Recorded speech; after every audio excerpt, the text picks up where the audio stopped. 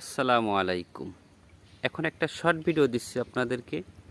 এই যে দেখেন মাছগুলা কি সুন্দরভাবে খাচ্ছে। ঠিক আছে, এগুলো হচ্ছে ছোট মাছ এবং এই পাশে যে মাছগুলো এখন দেখছেন এগুলো হচ্ছে বড় মাছ। বড় মাছ বলতে আমার ছোট পুকুরের ভিতরে 2000 মাছ দেওয়া ছিল। এই হচ্ছে সেই মাছ। এখন হচ্ছে খাওয়া দিচ্ছিলাম, এদেরকে খাওয়া দেওয়া হয়ে গেছে অলরেডি। তো খাওয়া দেওয়ার পরে এদের অবস্থাটা দেখেন, কি সুন্দরভাবে খেলাধুলা করছে। ঠিক আছে, এই যে দেখেন মাছের সাইজ বেশ আলহামদুলিল্লাহ খুবই ভালো। তবে পুকুরের পানিটা এখন ঘোলা হয়ে আছে আর কি, কারণ বৃষ্টি হয়েছিল তো, বৃষ্টির কারণে পানিটা এখন ঘোলা আর কি, পরিষ্কার না, এজন্য মাছটা ক্লিয়ার দেখা যাবে না।